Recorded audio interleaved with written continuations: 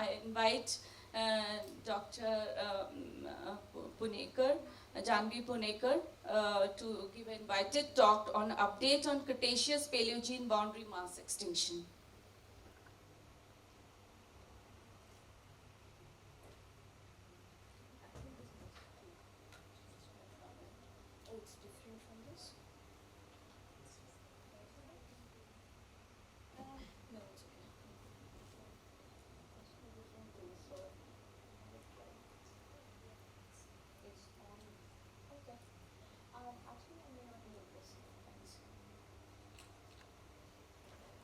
It's a bigger hall than I expected and more people than I expected. Thank you, Dr. Rajni Panchang, for inviting me. I can't see her, but thank you for inviting me. I think it's a great honor to take the stage after Bandana ma'am. I intentionally chose a more generic title for my talk than just present data, because I will also present my data, but I thought it would be a nice time to go back and revisit the entire debate and relate to you in a short time of 20 minutes, a debate that has taken 40 years now and still going on. So the title of my talk is an update on the Cretaceous-Palaeogene boundary mass extinction.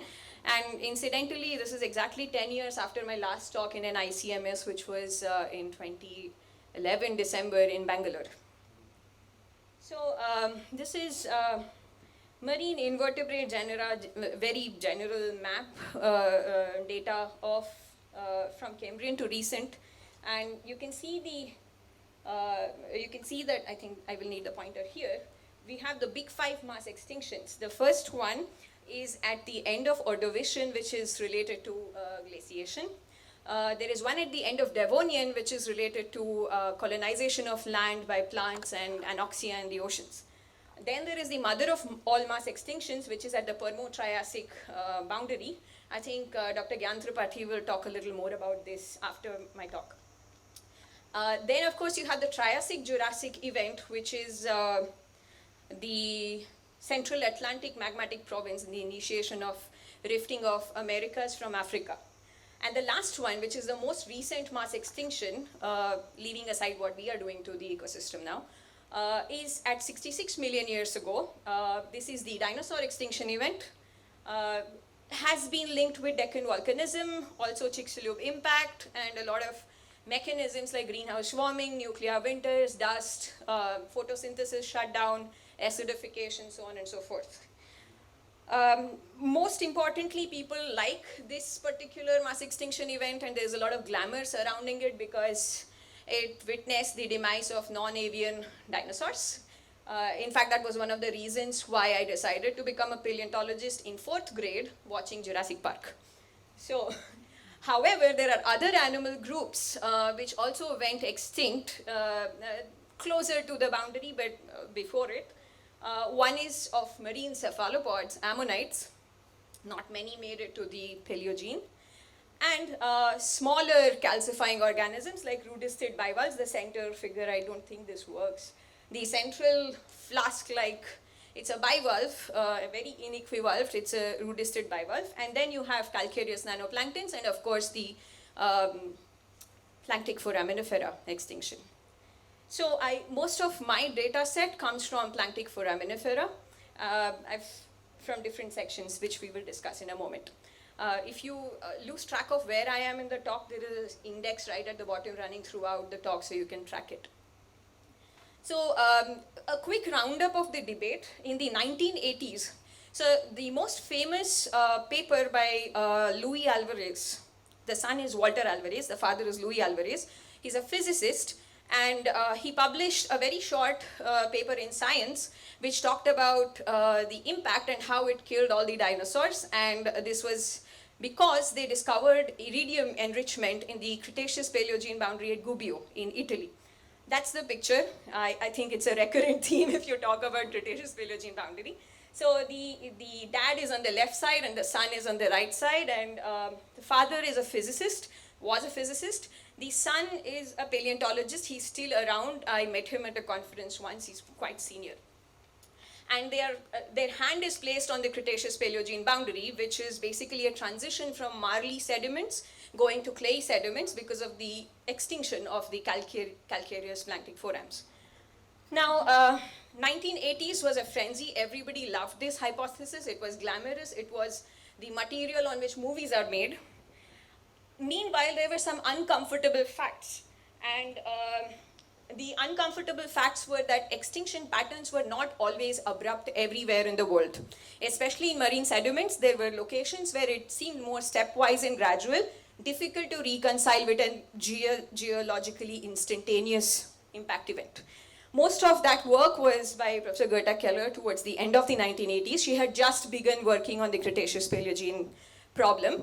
But there were others who were not paleontologists per se, like Officer Drake, Dewey McLean, whose career was ruined by the Alvarezes because he proposed volcanism as the leading reason for the mass extinction. Anyway, this is a small excerpt from the New York Times, which in 1988 documents that the argument between the volcano supporters and the impact supporters was extremely bad and rancorous. That's the word they keep using. So it was controversial then, it is still controversial now, although we see people moving towards some common consensus now. One of the things that I would like to quote that Luis Alvarez, the father, the physicist, said about paleontologists is, I don't really like to say bad things about paleontologists, but they're really not very good scientists. They're more like stamp collectors. So his entire support for the hypothesis was based on the iridium anomaly in Gubbio in that section. However, I told you it's a very glamorous hypothesis and very nice to visualize an impact and dinosaurs dead. Moving on, the rest of the 1980s was mostly just looking for impact craters to support this hypothesis because you have iridium, you have the KT boundary, so you need to have an impact crater somewhere. So in that mad frenzy to look for a crater on the site, the actual paleontologic data from microfossils, unfortunately in the deeper marine settings, the extinction actually looks abrupt. So it seems to support an instantaneous cause, but we'll talk about that in a moment. But this is Jan Smith's paper from 1990 about foraminifera. This is Gerda's paper from 1990, where she shows that not all species go extinct at the KT boundary. There are some survivors. How, we can discuss later if you're interested in knowing how they were identified as survivors. So, however, eventually, an impact crater was found in the Gulf of Mexico. This was the Chicxulub crater in the Yucatan Peninsula. This is basically a gravity anomaly picture, if you can see, right next to the map. And earlier it was dismissed as a volcanic caldera, but eventually people acknowledged that this is of the same age. It's more or less end of Cretaceous, and this has to be the impact that caused the dinosaur extinction. This was Alan Hildebrand, and yeah, so then meanwhile there were also other studies which were bringing out the flaws in the data sets, that KT boundary sections are not complete. Especially at the KT boundary, there are hiatuses that make the data set look abrupt and the extinction look abrupt, but actually may not be that abrupt. We just have missing information. This is another problem in the impact hypothesis, that if you look at the stratigraphy in the Gulf of Mexico itself, in Guatemala, in Belize, in Texas, so basically around the Gulf of Mexico, you see that it's not always consistent that you find impact debris and spherules and iridium anomaly at the boundary. Ideally, for stratigraphers, that should have been the case if that was the cause effect. Now, not just that, you see multiple spherule layers. And many of the younger spherule layers, especially the ones that are at the boundary, are mixed with plant debris and not well-preserved spherules. So it looks like it's a secondary layer which is reworked from somewhere else and redeposited. So that, without dismissing the impact completely, it definitely complicates the picture. It's not a one-to-one that the impact caused the extinction. This is further, again, I'm giving you the highlights of the decades because it's very difficult to go to every discovery. This is Lee and Keller, it's a seminal paper where they study the isotopes of Planck tests, and they discovered a abrupt warming event at the end of the Maastrichtian, which now has been linked to Deccan volcanism. But this location is in South Atlantic, it's a DSTP core.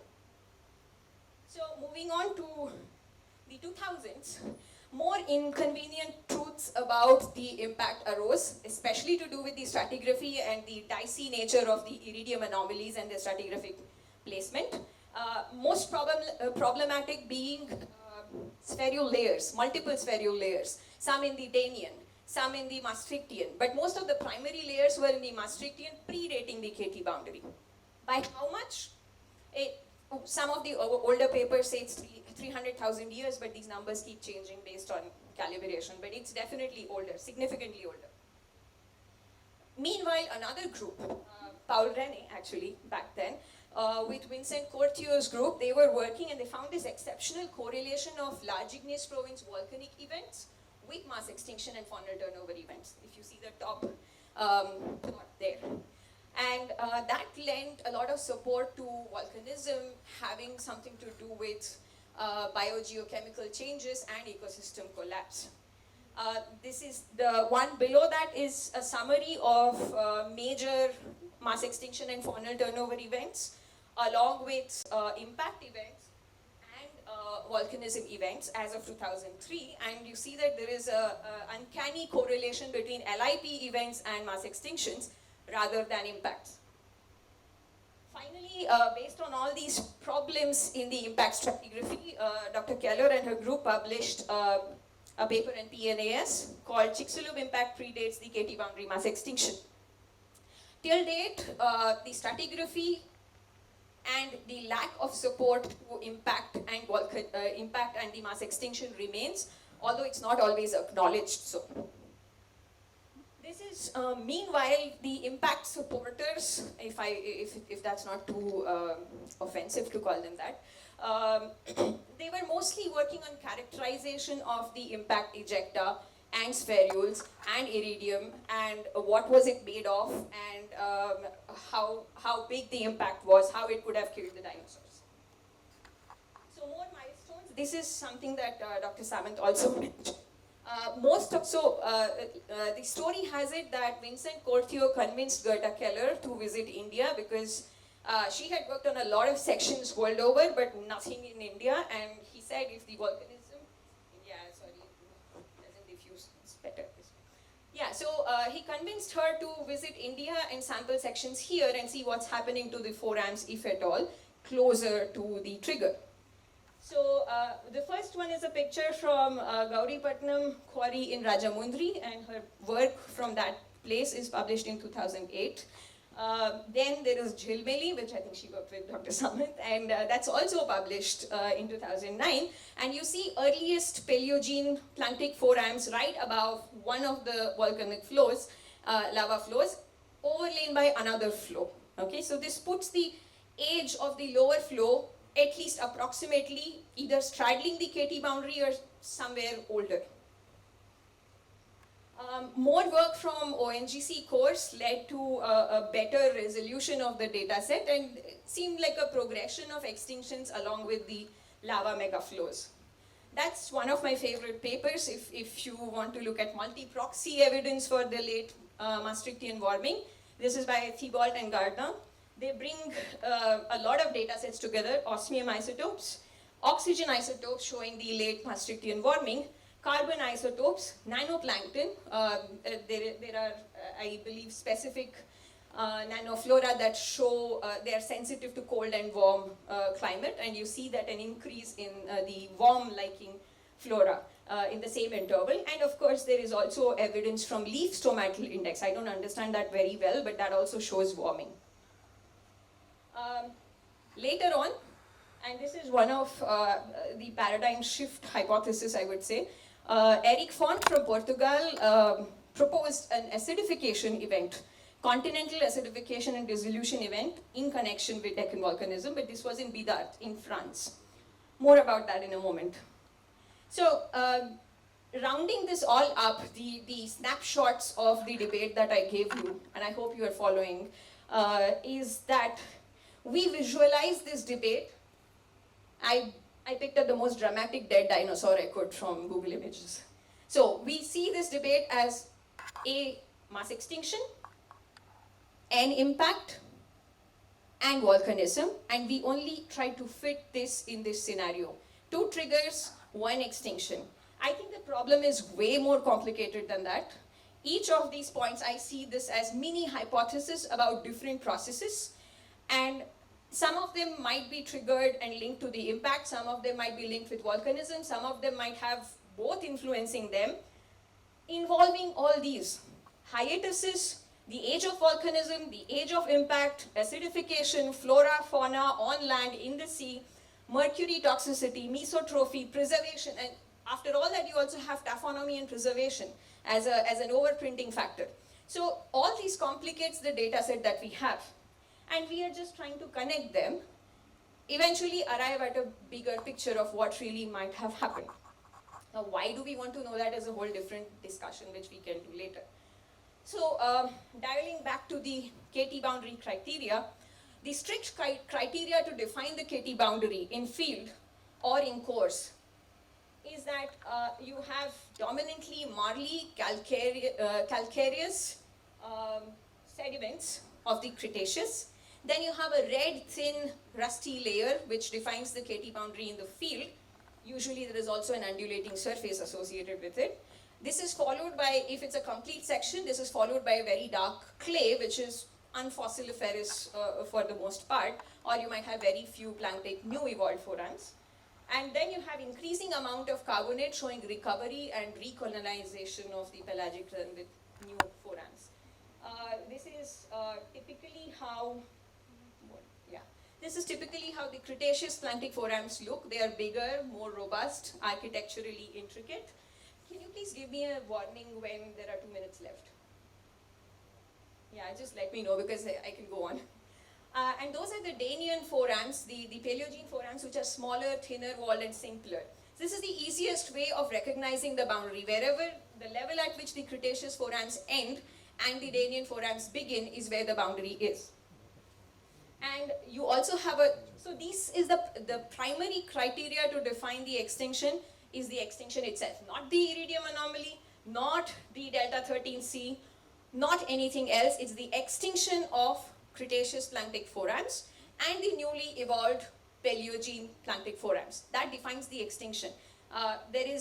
It's a very easy track to just think the iridium anomaly is the boundary. It's very easy to think that the rusty layer, in the field, yes, the rusty layer is the boundary, but iridium or rusty layer can recur. They are not unique. All right, so that's the iridium anomaly, and I put these pictures just to fill the space. Something more interesting and recent, how we view the eruption rates has also changed over the last few years. That's Deccan volcanism. That's a picture taken from Mahabaleshwar, and Dr. Samant has already introduced you to it. The earlier visualization in the 2000s was that there were 3 phases of volcanism, of which the second one was the main one, straddling the KT boundary, contributing to 80% of the entire basalt flows. Now that's the one that was supposed to have caused the mass extinction. More recently, this is what the picture has emerged. This is by Blair, shown from the Princeton group, uranium-lead dating. Slightly differs from Courtney Sprain and Paul Rene's model because they use different flow models. According to them, the major pulse happened in Ambenali. According to this, the major pulse happened in Pollardpur Formation, equates to. So how would you read this? The x-axis is time, the y-axis is formations, and wherever you see the plot going vertical, the dates, that means a lot of flow happened in very little time. That's how you would visualize this. And you can see that the KT age was right there. Sorry, the animation got switched. But at 66 is where the KT boundary is, and one of the highest flux of flows happened just before it, which supports that that lent a lot to the biological stress. How do we see stress in planktic forams though? This is not on Deccan. 2 minutes. Yeah, thanks. This is not on Deccan. This is marine sediments. You see that community structure changes. You will have more of opportunistic kind of species, lesser diversity. Similarly, even after the extinction, you see a similar trend. The more diversity, better architecture, more variation in the shapes, bigger forams is healthy ecosystem, and the opposite is weaker. Another way of looking at stress is Guembillitria. Many of you might have heard of it. It's a triserial small planktic foram known as a generalist. So this was my work, and we see that these correlate pretty well with the accelerated Deccan eruption timelines. Of course, this is relative age dating, so you can always raise questions about it. But we can discuss that later. Another thing that you see is during the warm event that I was talking about at the end of Maastrichtian, you also see foraminifera dwarfing and diversity drop. So that's another way in which you can identify stress in foram assemblages. More recently, there has been an angle of ocean acidification contributing to the mass extinctions and especially stressing the marine calcifiers. I don't have to explain this, everybody knows this, CO2 equilibrating with surface ocean waters causing acidification. This is also featured in Hornish et al. In 2012, although they dismiss any possibility of acidification at the KT and just link it with the impact. This is a small cartoon, I don't know if we have time for that, but it basically explains what are the changes that can happen to forams. One is dwarfing. Second is wall thickness decrease, and third is if the shells dissolve and settle down, they're more vulnerable to breakage. So you see a higher fragmentation, taphonomic signal of acidification. So some of my work involved defining that interval in Bidart in France. You can see just before the KT boundary, you see a low magnetic susceptibility interval correlating with peak mercury content, which links it to the volcanism. And you see higher test fragmentation for planktics, but not so much for benthics, which means it was a water column problem. Now, taphonomy can be because of anything. It doesn't have to be just acidification. So I checked with one of my students. We did an experimental run in the lab to see if within limited time and reasonably realistic pHs, do shells become vulnerable, and they do. So it builds into that hypothesis. And some unpublished work, which I have not really put in detail, is we also see dwarfing in the same interval. So this is about to be submitted. This is a grand summary of the whole thing. A lot was happening in the late Maastrichtian. Better calibrated now using magnetostratigraphy, cyclostratigraphy, mercury stratigraphy. Mercury stratigraphy connects it with the pulses of eruptions. Rest everything is faunal changes, and the climate data comes from oxygen isotopes.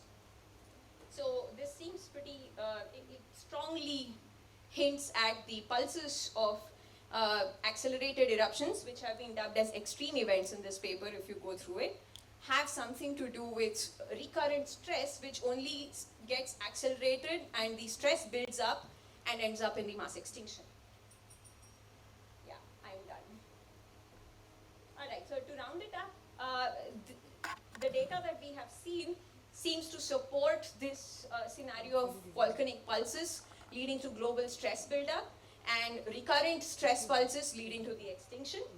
However, the stratigraphic timing of the impact in this framework is something that is being worked on, because stratigraphically it's older and we don't know exactly how old. Some papers say it's the base of CF1, some say middle of CF1. We don't know exactly how many thousand years, but it's somewhere on the scale of 1900 to anywhere to 300,000 years predating the KT boundary. The next is, I think I will end with this, is that different opinions arise, and different opinions and interpretations arise because of some genuine reasons, like inherently different data sets of the mass extinction itself. Terrestrial marine flora, fauna, as ma'am just talked about terrestrial flora. Different organisms respond differently to stress, and that will be different. Then there is also variability between proximal sections near India versus global sections. There is also no ideal section where you'll find evidence of the impact and the evidence of volcanism and foraminifera and datable, stress in all the other kinds of organisms. So it keeps the debate open, because we are looking at the problem from different angles.